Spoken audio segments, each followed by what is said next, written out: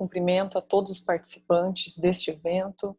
E antes de mais nada, eu gostaria de parabenizar as instituições envolvidas na feitura deste evento e cumprimentar também, parabenizando os organizadores aí, em nome da Alessandra Trevisan, a Mariana Amaral, o Douglas Mesa Casa, também o Henrique, e parabenizar mesmo vocês aí por nesse momento tão importante e peculiar que nós no mundo e aqui no Brasil em especial estamos passando, debater temas tão importantes para essa atualidade que se apresenta. Meu nome é Jéssica Fachin, eu sou professora e advogada, sou doutoranda em Direito Constitucional pela PUC São Paulo, sou mestre em Ciência Jurídica pela UEMP, sou especialista em Direito Constitucional Contemporâneo pelo IDCC, Instituto de Direito Constitucional e Cidadania, também sou especialista em Processo Civil pelo IDCC também, sou formada em Letras, sou professora da Escola de Direito das Faculdades Londrina, da Universidade Estadual de Londrina e sou coordenadora acadêmica do IDCC. Então é uma honra estar participando desse evento, agradeço novamente ao convite, e em especial nós vamos conversar um pouco, tecer algumas considerações a respeito do modelo federativo brasileiro, em especial nos tempos agora em que falamos de coronavírus, enfim, que as instituições públicas e os governos têm que atuar contra essa epidemia.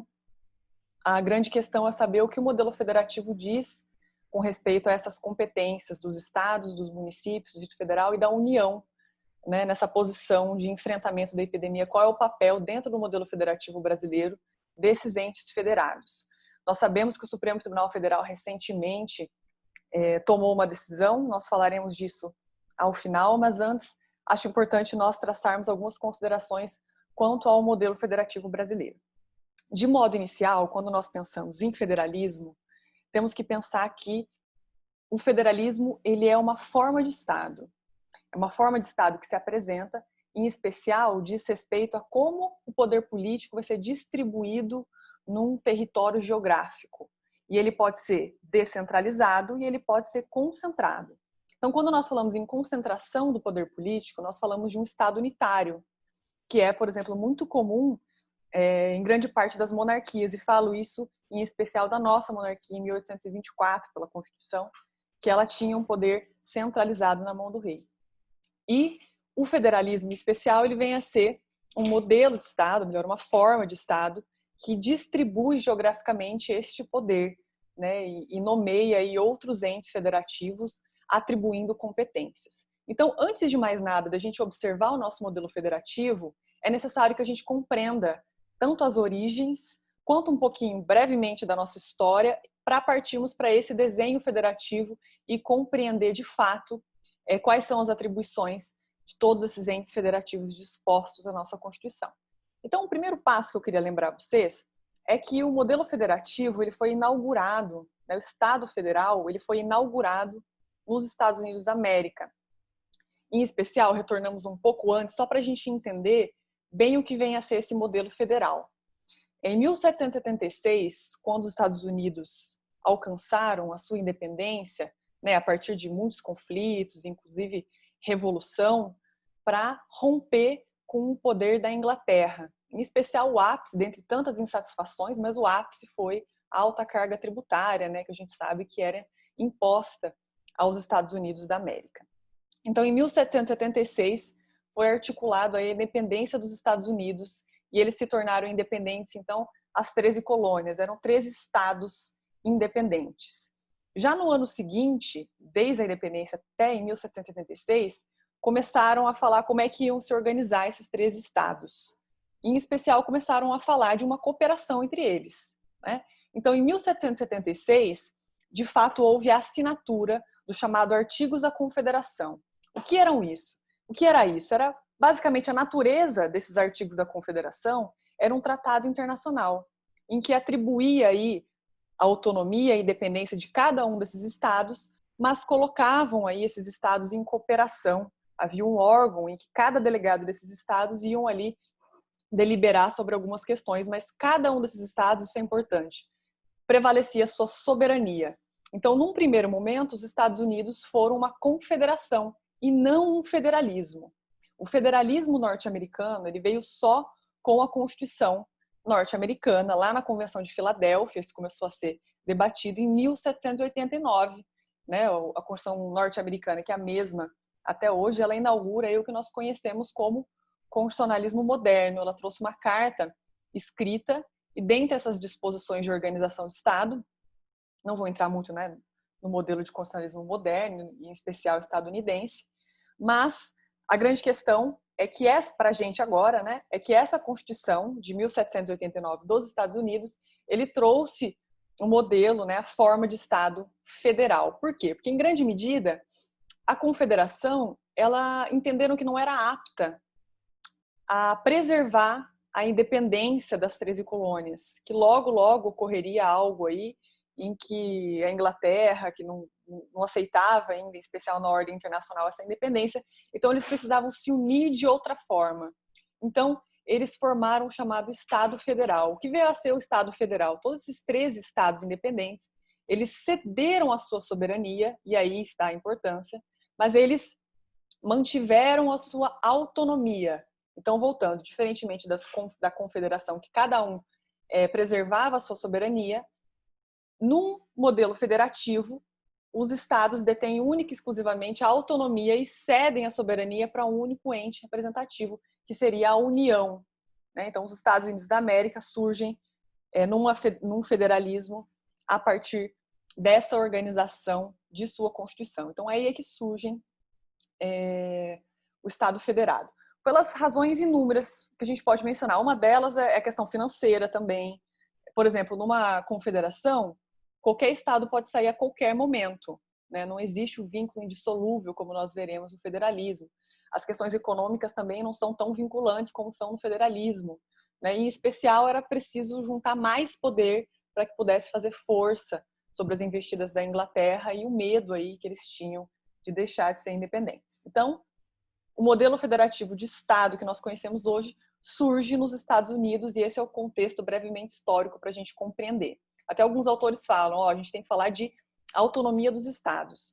Antes, os 13 estados detinham soberania, mas o último ato de soberania desses estados foi conceder a sua própria soberania na feitura dessa união indissolúvel aí entre União e estados, ou seja, são os entes federados organizados na Constituição. Bom, essa é a primeira parte, então, que eu gostaria de mencionar. E conforme dito, então, o federalismo é uma forma de Estado, a forma de Estado federal. Mencionei, já falamos, que em especial o federalismo ele tem a ideologia de distribuir o poder político ao longo da geografia de um determinado Estado. E, em contrapartida, o poder unitário ele tem uma concentração maior desse poder político, não há essa descentralização que nós conhecemos no Estado federal. De uma forma breve, só para a gente entender a nossa história brasileira, que tudo que nós vamos estudar, eu compreendo que a gente tem que ter uma compreensão do nosso próprio constitucionalismo, só para a gente traçar brevemente o que foi a nossa história ao longo das nossas constituições. Então, a Constituição de 1824, como sabemos, ela era monárquica e ela trazia uma centralização de poder, né? É claro que haviam as divisões por regiões, mas a centralização do poder político ela estava disposta na mão da União. Aí, melhor, União não era propriamente União, né? Mas centralizada na mão do rei. Havia esse grande poder centralizado. Em 1891 foi quando nós inauguramos o modelo federativo, né? Rui Barbosa era um grande idealizador do modelo federativo. Ele dizia, olha, antes de ser republicano, eu sou federalista, né? Mas se para a gente ser federalista é preciso defender a república, então eu defendo a república.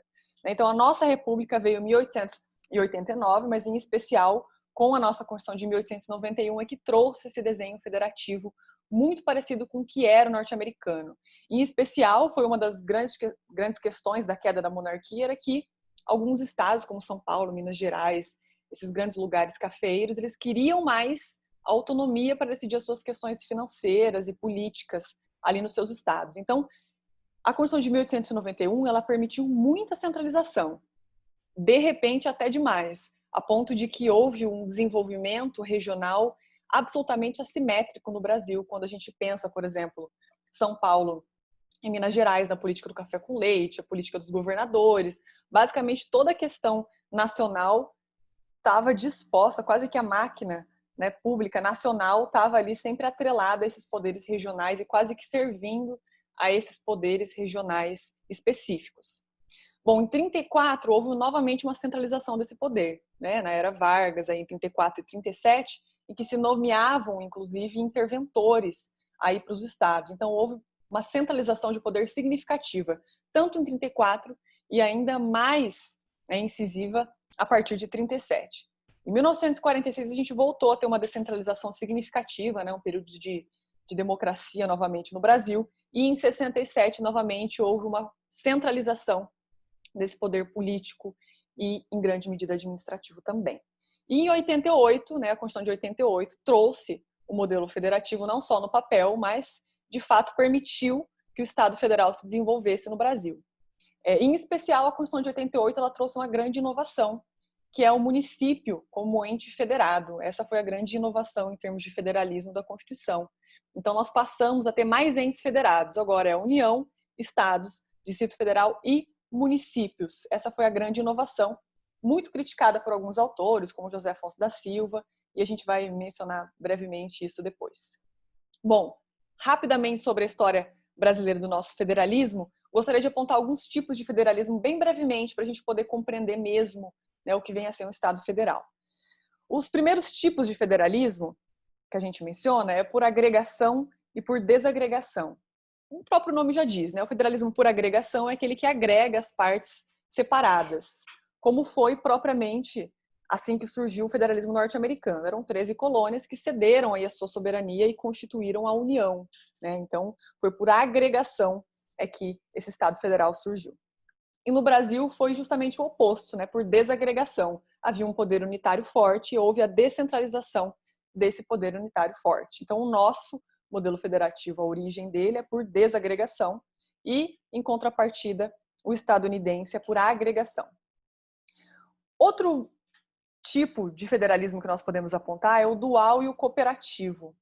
O federalismo dual é aquele propriamente que torna expresso algumas competências para um ente federado e, por exclusão, digamos assim, acaba por excluir aquelas mesmas competências do outro. Então, o que é competência, por exemplo, da União não é dos estados. Então, seria o federalismo dual nesse sentido, de que as competências são atribuídas aí de forma até, quando atribuída a um, acaba por excluir a atribuição a outro. Diferentemente do federalismo cooperativo, que é o caso do nosso federalismo. Não existe essa exclusão propriamente de grande parte das competências, né? Inclusive, existem muitas das competências da Constituição, e esse é o ponto central que nós vamos discutir hoje, a partir da decisão do Supremo Tribunal Federal, e que a atribuição é concorrente, é comum a vários entes federados, ou seja, uma atribuição de determinada competência, não só à União, mas muitas competências são atribuídas ao mesmo tempo aos estados, à União, ao Distrito Federal e aos municípios. Então, há uma cooperação em muitas dessas competências e é a questão central em termos de saúde que nós temos que apontar hoje, faremos isso um pouquinho mais adiante. Então, o nosso modelo federativo é o cooperativo. Vou falar só desses tipos, só para a gente ir entendendo algumas diferenças e situando o nosso modelo federativo. Então, a questão de ser um modelo cooperativo é algo elementar aqui para a gente poder trazer essas discussões hoje. Bom, quando nós falamos em Estado federal, então, nós vamos pressupor aí algumas características. Então, a característica principal que deve ficar sempre claro quando nós falamos de Estado federal é que um ente federado vai deter a soberania, que é a União, né? A soberania vem a ser o poder supremo de autodeterminação, né? Quem, por exemplo, pode se impor na ordem internacional, né? O reconhecimento de um Estado como soberano, né? Diante da ordem internacional significa esse poder supremo de autodeterminação. Então, quem detém soberania é a União. Única e exclusivamente quem detém soberania no Estado federal é a União. E os outros entes federados, eles detêm autonomia. Né? Eles não detêm soberania e eles detêm autonomia, o que implica dizer que os entes federados são autônomos. Né? E essa é uma das características, então, do Estado federal. né, que em grande medida detém soberania somente a União e os demais entes federados detêm autonomia. Significa dizer autonomia pressupõe falarmos basicamente em 4 coisas, 4 subcaracterísticas, digamos assim. Quando nós falamos em autonomia, nós pensamos em auto-organização, em autolegislação, autogoverno e autoadministração. São pontos extremamente importantes para a gente compreender a autonomia. Então, dizer que um estado, um município ou Distrito Federal, ele é autônomo, por exemplo, significa dizer que ele possui essas 4 competências, digamos assim. Então, dizer que ele pode se autodeterminar é a atribuição que a Constituição nos dá para que o Estado se auto-organize, por exemplo, no caso dos Estados poderem fazer uma Constituição, né, se auto-organizar nesse sentido.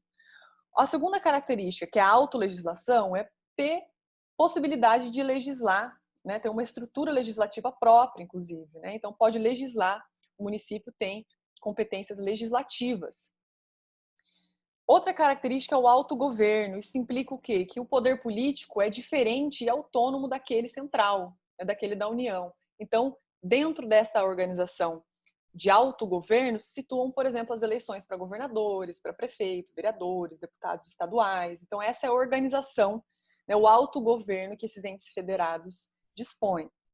E, por último, é a autoadministração, que, em síntese, são essas capacidades administrativas, tributárias, por exemplo, que esses entes federados detêm, né? O município, o Distrito Federal, os estados, enfim, eles detêm essas capacidades de prestar serviços administrativos e, em especial, também as questões tributárias se centram aí. As questões tributárias próprias se centram aí. Então, dizer que esses entes federados são autônomos significa dizer que eles têm capacidade de auto-organização, autolegislação, autogoverno e autoadministração. Uma questão importante, um grande parênteses aqui que nós precisamos falar para pensar em Estado federal, é a importância, a imprescindibilidade da Constituição. Então, onde que vem organizado esse Estado federal? Onde que vem organizado o modelo federativo de um Estado? Na própria Constituição. Lembra quando nós fizemos o contraponto entre confederação? Lá na confederação, o que unia esses estados independentes, soberanos e autônomos, né? O que unia esses estados? Unia um tratado internacional. No federalismo, de um modo especial, o que une, né, e o que demonstra, o que atribui as competências, e então o modelo, o desenho federativo do Estado, é a própria Constituição. Então, se nós queremos discutir, evidentemente, federalismo, modelo federal, nós temos que nos voltar à Constituição do Estado, né, e, em especial, a nossa Constituição brasileira, que vai nos dar o desenho federativo. Certo? Então, a necessidade, a imprescindibilidade de uma Constituição quando nós pensamos em Estado federal. Seguindo, então. Primeiro, então, um requisito que nós falamos, características de um Estado federal, a autonomia aí desses estados e a soberania de um órgão não, né, de um poder central, em especial da União. A segunda característica é a distribuição de poderes. Então, evidentemente, quando a gente pensa em distribuição de poder político e administrativo, nós estamos pensando em distribuir esses poderes. Então, dentro da Constituição, desse modelo federativo, haverá uma distribuição de poderes, aí, de competências dentro da Constituição. Terceira característica, a indissolubilidade do vínculo. Nós mencionamos, por exemplo, que uma das fragilidades da Confederação, lá surgida nos Estados Unidos, era que a qualquer momento alguém podia não aderir mais ao Tratado Internacional, romper com esse acordo. Num Estado federal, não é possível uma parte ser desmembrada. Existem algumas poucas exceções por aí. Salvo engano, a Rússia permite, né, que haja uma desagregação nesse sentido. Mas a regra geral do Estado federal, a princípio, é que há um vínculo de indissolubilidade, que se encontra lá no artigo 1º da nossa Constituição. Né? Os estados não podem se separar do Estado Federal brasileiro. Inclusive, existem mecanismos, né, de proteção propriamente quanto a qualquer investida nesse sentido, nesses movimentos de segregação. De secessão, melhor dizendo. Quarta característica, então. A quarta característica é a participação dos estados, né, dos entes federados, na formação de vontade dos órgãos federais. Um grande exemplo aqui é a própria figura do Senado Federal. O Senado Federal, ele é a expressão dessa participação de vontade, né, do ente federado Estado na formação dessa vontade dos órgãos federais. Outro exemplo também é a Assembleia Legislativa, por exemplo, que pode propor, com mais da metade da Assembleia Legislativa do Estado, pode participar, pode propor uma emenda à Constituição, conforme lá o artigo 60, né? Mas aqui é a grande questão que falam alguns autores e tecem críticas, né? Qual que é o papel do município como ente federado na formação de vontade do poder federal? Ele não teria. E aí é que se vem a crítica de alguns autores, como, por exemplo, José Afonso da Silva, de que foi um equívoco do Constituinte tratar o município como ente federado dotado de autonomia, né, na Constituição de 1988. Mas não vou entrar propriamente nessas discussões. José Afonso da Silva é um dos que travam essas discussões e é importante ter em conta essas críticas traçadas. Mas, enfim, então essa quarta característica é essa possibilidade de participação. A gente verifica que os estados do Distrito Federal têm essa participação de fato na formação de vontade dos órgãos federais e o município, de fato, é ausente dessa formação de vontade, o que colocaria ele como não uma entidade autônoma aí diante do Estado Federal, conforme José Afonso da Silva. E a última característica, alguns autores vão trazer mais, eu acho que essas são as elementares aí que nós podemos apontar. A última característica aqui que eu gostaria de apontar hoje é quanto à necessidade de um tribunal constitucional. Rui Barbosa, ele dizia que quando a gente dispõe de um Estado federal, nós precisamos criar um órgão neutro para dirimir, né, para dissolver, digamos assim, os litígios de competências que possam vir surgir. E, em especial, essa atribuição de neutralizar, né, de ser um órgão neutro e de dirimir as questões de conflito de competência, ficou a cargo do nosso Estado brasileiro, nosso Estado Federal brasileiro, ficou a cargo do Supremo Tribunal Federal. Lá no artigo 102, inciso 1, a linha F, a gente verifica essa atribuição de dirimir conflitos de competência entre os estados. E é onde se situa exatamente o momento atual, né, que o Supremo Tribunal Federal, fazendo essas vezes e essa atribuição constitucional, ele vem dizer, né, diante de um conflito entre entidades federativas, de quem é a competência, por exemplo, de cuidar de questões de saúde, quando se trata de epidemias expressamente. Certo? Então, só para fechar a ideia aqui, falei de 5 características aqui para a gente compreender o que vem a ser o Estado Federal. A primeira delas é que a soberania fica para a União e a autonomia para os demais entes federados. No nosso caso, Estado, Distrito Federal e município. Falamos que há necessidade, então, de distribuição de poderes, porque quando nós falamos em Estado Federal, pressupõe essa descentralização, né? Então, há uma distribuição de poderes entre os entes federados. Em terceiro, a indissolubilidade do vínculo, né? Não pode haver secessão, né? Se separar um Estado do Estado Federal, né? E isso eu não estou dizendo de fusão, de incorporação, esses movimentos que são permitidos pela Constituição, que a gente verifica lá e não temos tanto tempo de tratar sobre isso, mas não quer dizer isso. Quer dizer, por exemplo, se o Estado do Paraná saísse, né, do Estado Federativo Brasileiro, ou seja, ele não fizesse mais parte do Estado e virasse um Estado autônomo com soberania, né? Disso que nós falamos quando não pode, desse vínculo de indissolubilidade, que o Estado não pode sair, né, dessa maneira, desse grande acordo, né, pode-se dizer assim, que é o Estado Federal. E o quarto pressuposto que nós falamos é a participação dos estados, né, dos entes federados, na formação de vontade dos órgãos federais, que, em especial, os municípios não encontram esse papel. E, por fim, a existência de um tribunal constitucional para dirimir essas questões. Bom, já caminhando para o final, senão a gente se alonga muito, e a nossa matéria aqui é um pouco dogmática, até que a gente vai falar um pouco das distribuições da Constituição e vai cansar vocês.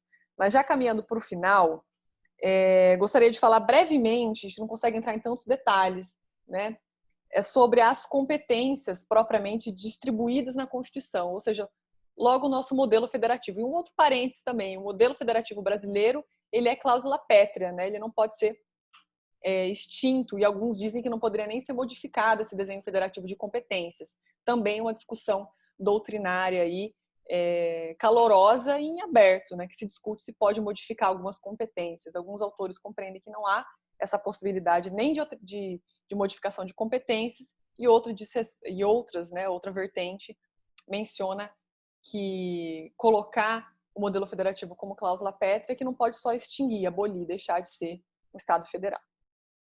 Bom, como é que está dispostas as nossas competências aqui na Constituição?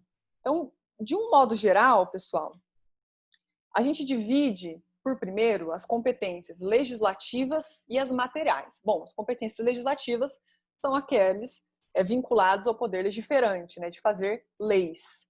E as competências materiais são aquelas, em especial, que exigem uma ação, né, do Estado, administrativa, de prestação de serviço e por aí em diante. Então, dentre as competências legislativas, a gente divide em 4 formas. Né? A gente divide entre exclusiva, privativa, concorrente e suplementar.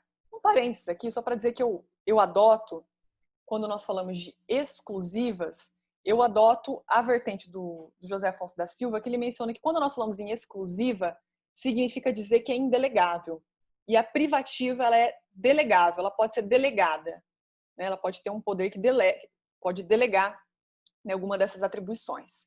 Então, quando nós falamos de competência legislativa exclusiva, são aquelas competências legislativas que não podem ser delegadas. Em especial, na nossa Constituição, quais são as competências legislativas exclusivas, ou seja, indelegáveis? São, em grande medida, aquelas dispostas para os estados, lá no artigo 25, parágrafo 1º e 2º da Constituição, que fala da competência remanescente dos estados e, em grande medida, algumas atribuições outras ali, relativas a algumas explorações que os estados detêm.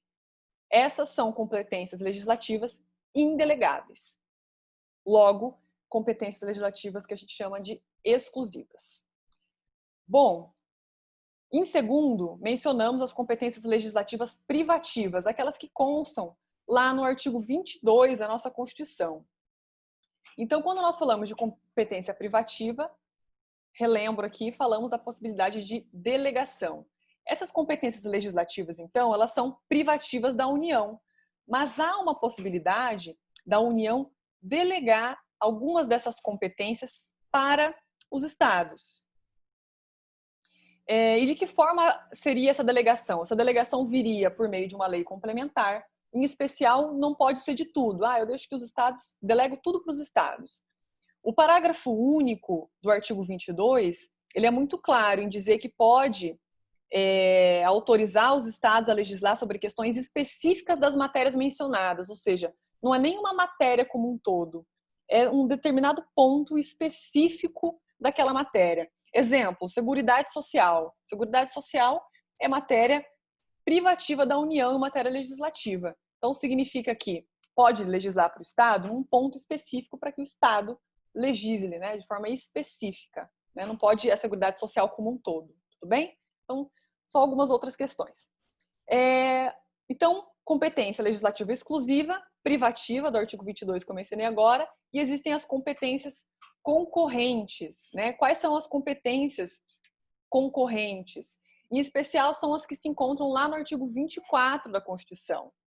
Então, compete aí de forma concorrente à União, aos Estados e ao Distrito Federal legislar sobre algumas matérias que se encontram no rol aí do artigo 24. E qual é a grande questão aqui? Para falar de forma breve, infelizmente a gente não pode entrar tanto em minúcias, né? Mas a grande questão é que a União, dentro dessas atribuições legislativas, ela terá a competência de legislar sobre questões gerais, enquanto os estados legislarão aí sobre questões específicas. Né? Então, as normas gerais são questões legislativas da União e os estados ficarão com as questões específicas. Exemplo, questão tributária. Nós temos o CTN, norma geral, né? E os estados têm também o código tributário para tratar dos seus próprios tributos, né? Que diante do próprio modelo federativo eles têm tributos próprios. Dentre outras questões, acho que o melhor exemplo são as questões de orçamento, né? Que cada estado vai ter a sua lei orçamentária. Enfim, vai poder disciplinar sobre isso observado as leis gerais, as normas gerais estabelecidas pela União. Então, essas são as competências concorrentes, dizendo de forma muito breve. E, por fim, as competências suplementares, que são ainda essas do artigo 24 da Constituição, em especial o parágrafo 2º, né, que essa competência de legislar sobre questões gerais da União, em concorrência aí com os estados, ela não exclui essa capacidade de suplementar dos estados essa matéria disciplinada já em norma geral pela União, certo? Então, tentei fazer só um apanhado bem rápido para dizer quais são as competências legislativas. Então, as competências legislativas do Estado brasileiro são exclusivas, privativas, concorrentes e suplementares, conforme eu mencionei brevemente nos artigos da Constituição. E, então, passando, a segunda espécie de atribuição aí, que são as competências materiais, que eu mencionei a vocês, e se encontra lá no artigo 21 e artigo 23. O artigo 21 são as competências exclusivas, voltando aqui, competências materiais exclusivas, então, que são exclusivas da União, de um modo específico no federalismo brasileiro. Quando a gente vai ver essas competências materiais, a gente pode verificar que elas começam sempre com verbos, né? Em especial, o artigo 21, ele fala aí de manter relações com os estados estrangeiros, declarar guerra, é sempre uma ação, né? Um ato de fazer, só para a gente ter em conta isso. Então, essas competências do artigo 21, elas são de forma exclusivas da União, não podem ser delegadas. Em especial, mencionei para vocês, assegurar a defesa nacional, declarar guerra, isso é tudo única e exclusivamente cargo da União. E aí vem onde nos interessa, que é o artigo 23 da Constituição, que dispõe propriamente das competências comuns materiais, né? E essas competências comuns, elas são comuns aos estados, à União, aos estados, ao Distrito Federal e aos municípios. Ou seja, é um rol de competências materiais, né, de um agir aí dessas entidades federativas, que não são exclusivas a um ente, são comuns. Todas elas podem atuar nesse sentido. Alguns exemplos aí, por exemplo, proteger o meio ambiente. Veja, começa sempre com um verbo, praticamente quase todos aqui começam com um verbo, né, indicando propriamente uma ação. Então, vejam só, proteger o meio ambiente, preservar florestas, são atribuições a todos os entes federados. Todos eles farão juntos isso. E dentro dessas competências específicas, comuns, materiais, do nosso modelo federativo, se encontra lá no inciso 2 a seguinte atribuição: cuidar da saúde e assistência pública, né? E aí da proteção e da garantia das pessoas portadoras de deficiência. Então vejam a primeira parte que nos interessa aqui. Cuidar da saúde e assistência pública. Então, cuidar da saúde e assistência pública, ela é competência comum da União, dos estados, do Distrito Federal e dos municípios. Em especial, se situa aqui a competência de enfrentamento de uma epidemia, ou melhor, de uma pandemia que nós estamos vendo na atualidade do mundo e não só no Brasil, né? Em especial, há a possibilidade de haver uma lei complementar advindas da União para dizer como é que se dará essa cooperação. Mas veja, é lei complementar, certo?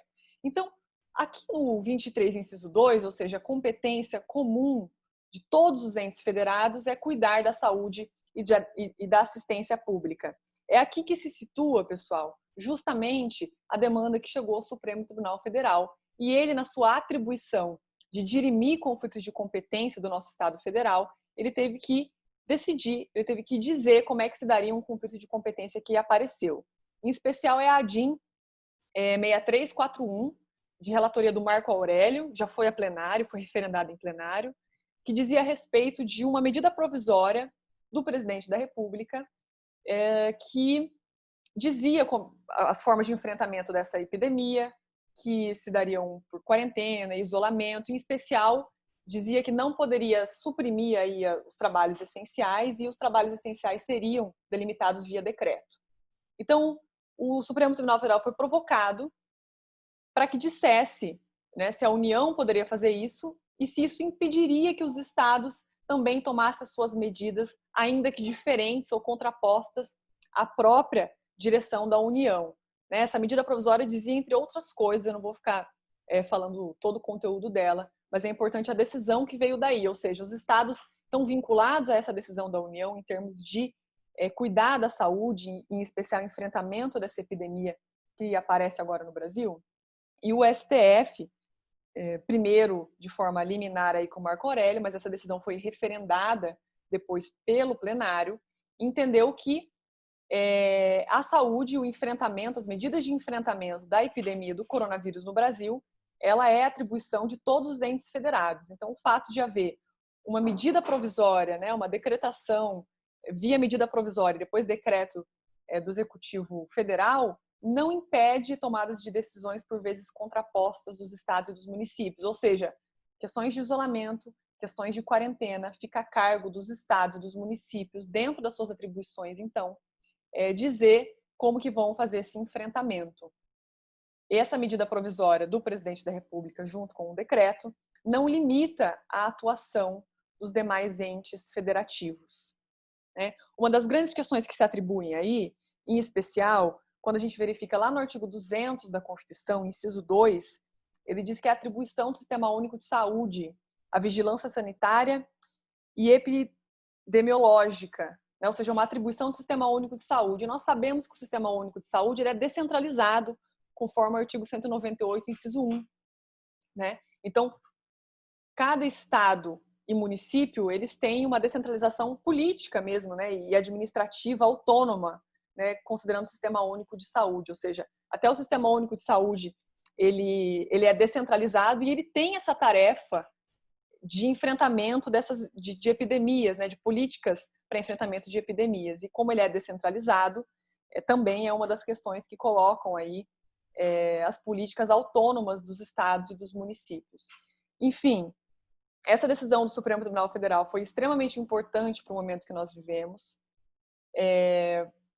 Está bem atrelada e alinhada com os preceitos do nosso próprio Estado Federativo brasileiro, que coloca aí como sendo, de fato, uma competência material comum de todos os entes federativos. Então, a disposição, ainda mais por meio de medida provisória do Estado, da Federação, em especial da União, ela não restringe, ela não impossibilita que tomem medidas autônomas os demais órgãos federativos, as demais entidades federativas. Bom, em síntese era isso. Eu queria, ao final, depois de compreender um pouco do que é um Estado federal, o nosso modelo federativo, eu queria apontar tanto o papel do Supremo Tribunal Federal, em especial essa decisão muito acertada, alinhada com o nosso desenho federativo de fato, da Constituição de 1988, que deixou a cargo, então, dos estados e dos municípios, de forma muito local, porque cada local, a divisão, a distribuição de competências de um modelo federativo, ela tem em conta os interesses, então, interesses nacionais, interesses regionais, interesses locais, Então, nós somos quase um continente e é preciso tomar em conta cada distribuição, cada questão específica de cada localidade. Então, o nosso federalismo cooperativo, ele parece que induz, de fato, a essa decisão, no sentido de que vai caber aí a cada uma dessas entidades regionais e locais saber da sua própria especificidade e tomar decisões com base nisso. Bom, para fechar, o parágrafo único aí do 23, ele disse que haverá lei complementar para dizer como é que se dará a cooperação entre União, Estados, Distrito Federal e municípios, por exemplo, em caso de saúde. Então, poderia vir uma lei complementar dizendo como se darão essa cooperação, mas, evidentemente, essa lei não pode suprimir as competências dos demais entes, mas sim verificar como que pode haver uma coordenação para que essas implementações dessas ações descritas no artigo 23 possam ser melhores efetivadas. Agradeço novamente a atenção, fico muito honrada e contente de participar deste evento. Eu espero ter contribuído para algumas discussões no momento atual, em especial sobre o nosso modelo federativo, respondido a algumas outras questões. Não pude entrar em muitos temas aqui necessários, inclusive, para a gente compreender alguns pontos, em especial o nosso modelo, mas acho que serviu para a gente lançar algumas luzes e entender tanto o federalismo quanto o nosso modelo federalista e à luz aí dessa decisão do Supremo Tribunal Federal que foi acertada, né? E evidentemente nós enfrentamos um problema muito difícil, né? Que talvez a minha e a sua geração que assiste com certeza nunca passou por isso, por algo parecido, não é mesmo? E para essas questões, em especial essas dúvidas jurídicas que nós temos, nós precisamos dar respostas jurídicas a essas perguntas. Então, agradeço imensamente a atenção de todos e uma boa tarde, um bom dia.